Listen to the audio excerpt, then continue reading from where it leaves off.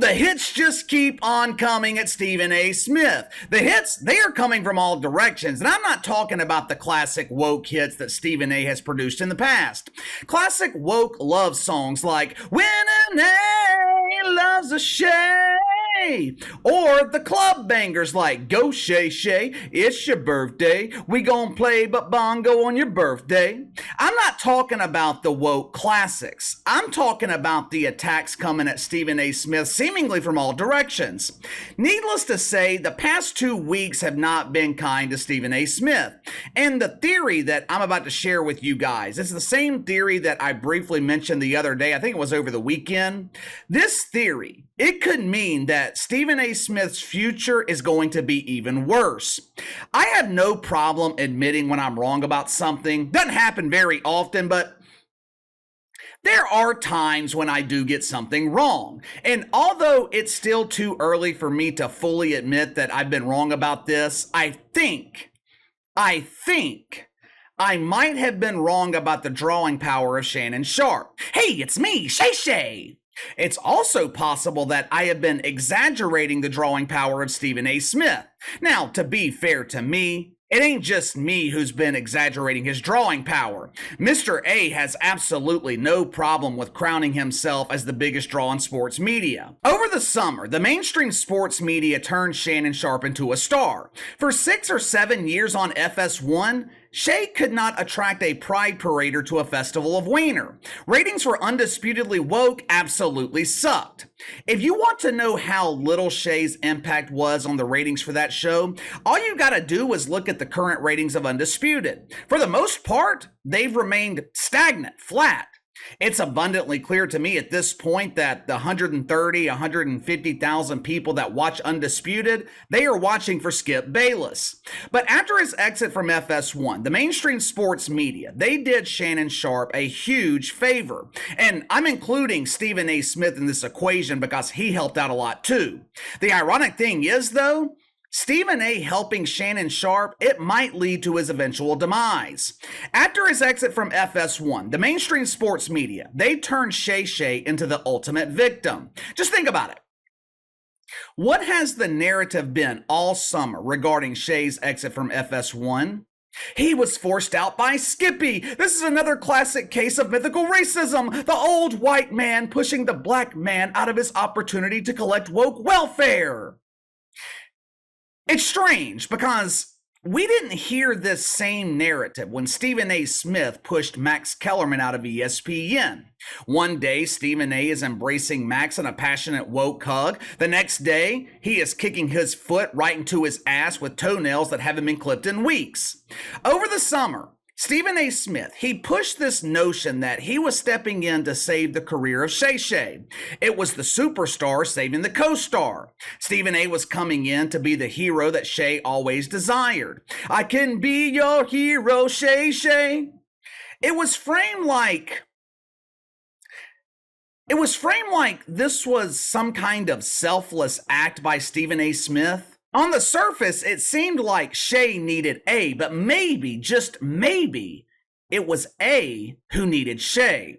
You see, by making him the ultimate victim, the mainstream sports media turned Shannon Sharpe into a sympathetic figure. For years now, ESPN's been paying Stephen A. Smith $12 million a year to draw ratings that, to be honest with you, don't come anywhere close to matching that salary. I remember last year Stephen A. was complaining about being underpaid. He was comparing his salary at ESPN to Sean Hannity and Tucker Carlson, who were making double the money that he's making. But the one thing that Stephen A. failed to mention, they were drawing millions of viewers while he's drawing 400,000. Another thing that Stephen A. Smith often fails to mention, ratings for First Take, they actually went down right after Max Kellerman left, or right after Max Kellerman was kicked out. Ratings did not rebound until ESPN added Chris Russo and JJ Redick and the other people on the panel. Stephen A's contract with ESPN, it runs through next year. Now, I have been telling you guys for years now that Stephen A. Smith will be leaving ESPN once his contract expires.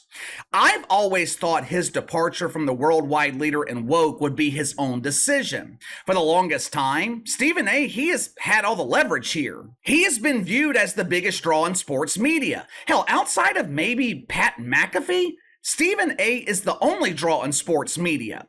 But I think we are entering into a situation where the tables are finally turning. Stephen A. Smith has not been shy about the fact that he is going to command more money from ESPN during negotiations.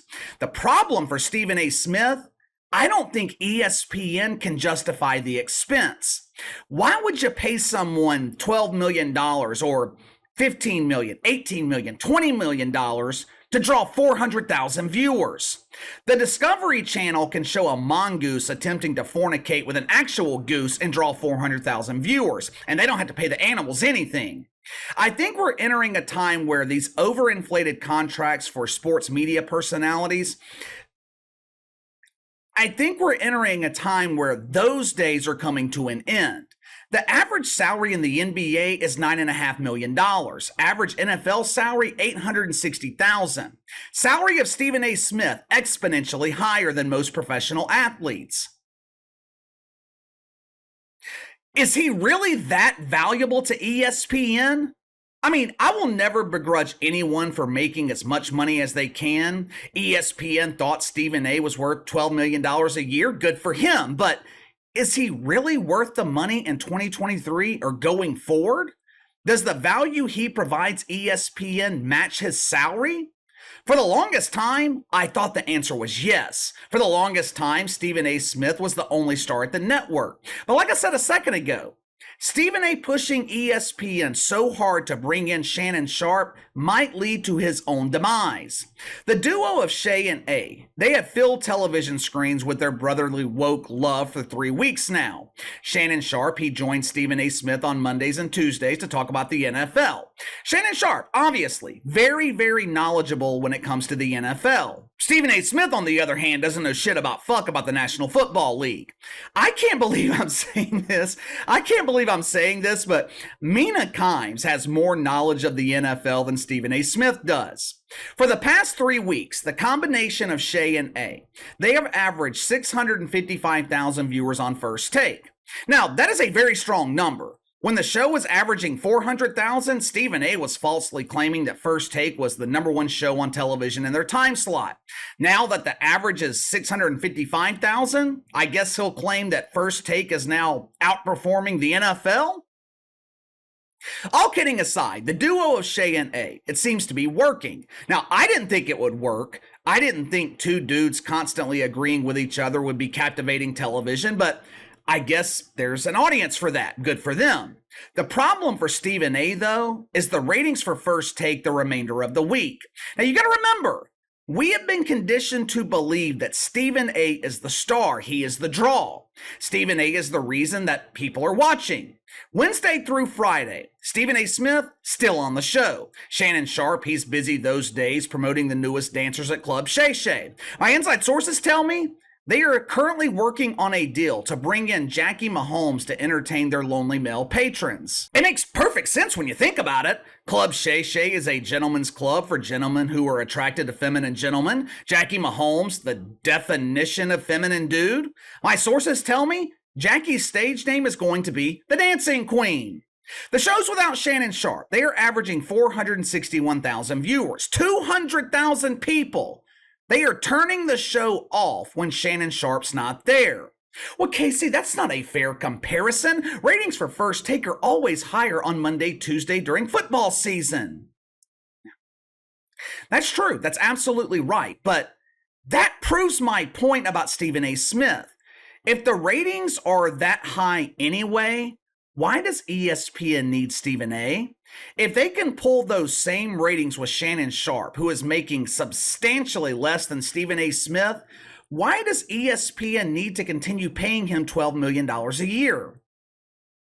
And look, I like Stephen A. Smith. Even though he doesn't know shit about sports outside of the NBA, I think Stephen A. is the most entertaining personality in sports media. Shannon Sharpe's okay, but I don't think he's nearly as entertaining as Stephen A. The point I'm trying to make here is that maybe, just maybe, Stephen A is not the draw that we thought he was. Maybe, just maybe, his value has been overinflated. And I'm starting to wonder if Stephen A. Smith is beginning to realize it. I told you guys last weekend that I'm wondering if there's a little bit of professional jealousy brewing on First Take. Over the past couple of weeks, the behavior of Stephen A. Smith has been kind of erratic.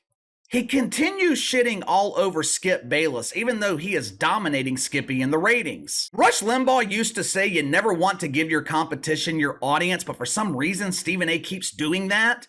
Clearly, Skip Bayless is losing the ratings battle. Hell, he's been losing the ratings battle for the past 7 years, yet, for some reason, Stephen A. cannot stop talking about Skip Bayless. He also can't stop talking about Max Kellerman. It's strange. Maybe Stephen A. Smith has some weird affinity for white dudes that he's dominated professionally?